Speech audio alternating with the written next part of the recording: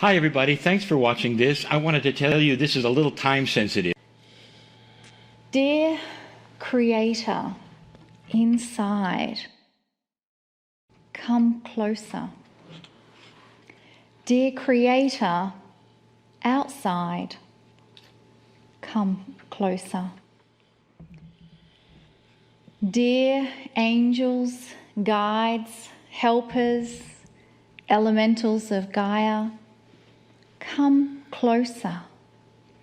Let me feel your support and connection. Meld with that piece of me that wants to have spiritual help come into my life, and make it in a form that I can understand and feel. I give permission and allowance for the Creator to come closer, for my angels and my guides to come closer. I accept the unconditional love that is pouring forth to me. And I give honor and thanks for this moment where I have said yes to sit and listen to the divine messages from Kryon.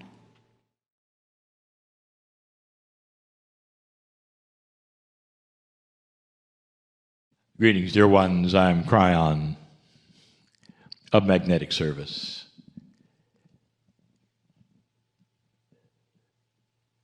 When we started this series, I told you that I would present 4 facets or faces of compassion. There are many faces or facets of compassion, and we would look at 4. Some common, some more difficult. This is the third one. Of all of the 4 we studied, this catalytic one. The catalyst means the 3, that is, the change that is coming, if you can understand this one, is the hardest. It's the hardest because it has to do with you personally. Let us do what we have done the last 2 times. We're going to give you a definition of compassion. And the definition that we give is not necessarily the one that you'll find in your society, in your dictionaries, because it comes from us. What is, in your opinion, the highest form of compassion? And that would be the one that comes from the other side of the veil. That can be transferred, assumed, and be part of you and assimilated, because your soul is part of the creative source. I would like to give you yet again the definition of compassion. As we see it, compassion is the connection with the mind of spirit, the mind that of God, if you wish, of the creative source, a connection with the creative source, which allows a meld to occur that gives you the energy of mature benevolence, of open-heartedness, and an understanding of all that is around you. I'm going to say it again. Perhaps the words may change a little for you to hear it again and again and again. Compassion is the connection with the creative source, with God, that allows for a meld to occur that would give you the energy of open-heartedness, that would create benevolent, mature feelings that let you have an understanding that is beyond that which you've had before. What to do with that is next. Because in this, the third series of the facets or faces of compassion, is compassion for yourself. Now, if you recall the first two, well, they're a little easier. Although the subjects were different. This subject is about you. If we would talk about one of the most difficult things for a human to do, it would be to understand how to love themselves. That's another channel. But within the scope of that, there is this, having compassion for yourself. There would be those who say, Kryon, I'm not even sure I know the difference. There would be those who say, I don't even know where to begin. You'd be right. It's difficult to look at yourself in this fashion. Almost all consciousnesses, especially of the human being, start with survival. And after that, even after you have the maturity of the enlightened spirit that so many of you have, you're still looking at yourself in a total different way. There's so many, understandably, who go through life and they fight all the way. Things happen and they don't understand. And when the things happen, they feel, well, I don't know what I've done wrong, or perhaps I'm a victim. Perhaps this lifetime nobody's going to care about me, and it goes on and on and on. And then you'll say, well, how would I have compassion for myself? If that's the case, how am I going to have compassion for myself? And then they would say, well, I know how. I'll feel sorry for myself. That's it. I feel sorry for me. I'm compassionate for me. Do you remember the first lesson? It's not pity, dear ones. Compassion is not pity. We gave you the definition. Compassion is not feeling sorry for yourself or for anyone else. Oh, no. So here we are with the idea that you can have a compassion for yourself. What have you been through?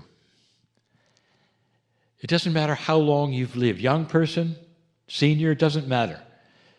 You've all gone through things that perhaps create your feeling of being less than or beat up perhaps or down. It is common to all consciousnesses, even as you grow up. Can you look at your life so far and say, I have gone through a lot and I'm still here? In fact, I am learning how to be more kind to myself. You might say that because that is the lesson, is it not? This is what we teach, is it not? That's what the circle of 12 is all about. You sit in the chair and you start to see yourself in a different light. Can you have compassion for your journey? Again, connection with the mind of God and the meld of benevolence and understanding. Open-heartedness for yourself.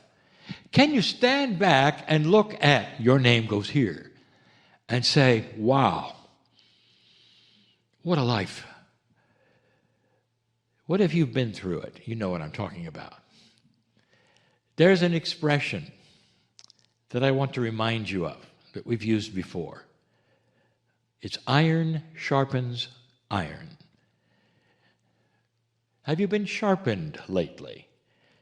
And if you have, can you have compassion for you in the situation, not as a victim, but as a victor? Being victorious in the light of having so many things happen and going through it and coming out the other side, as you must have, even to watch this. Wow, that's impressive. You can have compassion, connecting with the mind of God and seeing yourself and being open-hearted about it. benevolent about it. Seeing yourself perhaps sitting in the chair and addressing yourself and say, I have compassion for this soul who has been through these things and has survived as a victor, not as a victim.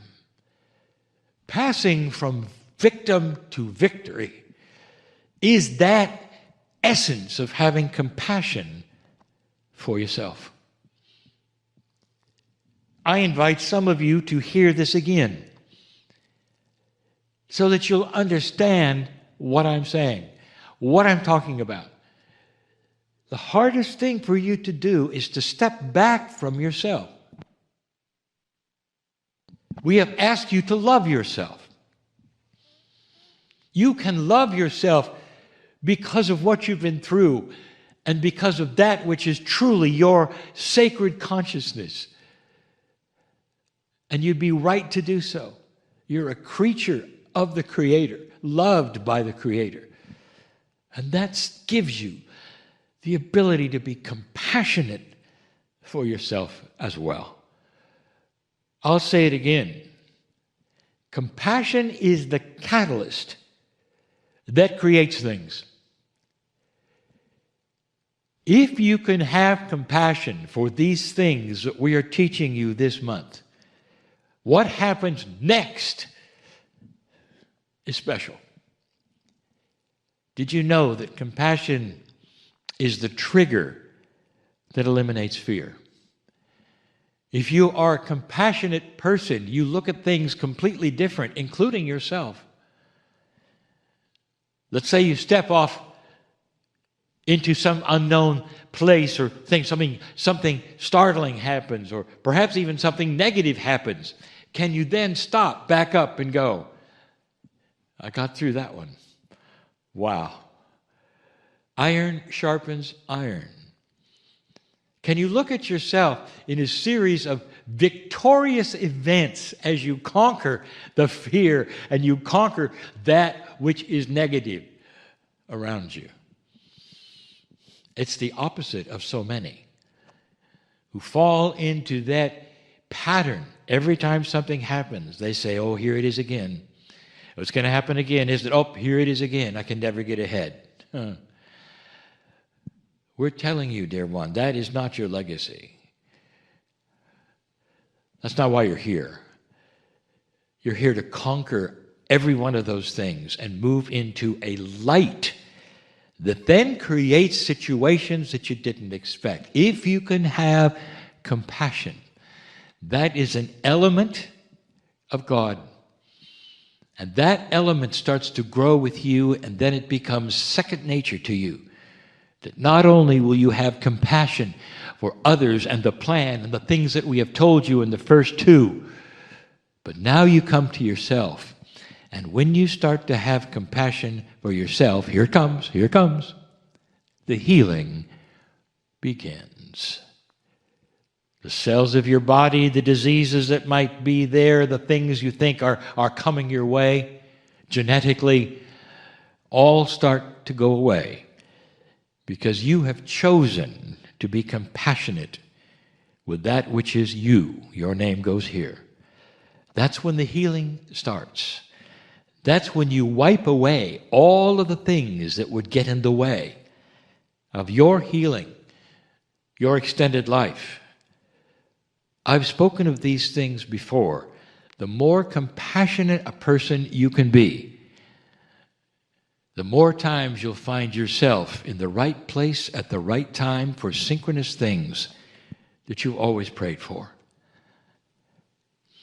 This is the love we speak of, that is possible with the sacred compassion that comes with the human being. It's in your soul, it's ready to go. You just got to learn to use it and to work with it. And the more you do, the better it gets. On the four faces or facets of compassion, this one is the most difficult. Compassion for self. Congratulations if you've understood this particular message. For we give it with the compassion of love that God has for you. Your name goes here. And so it is.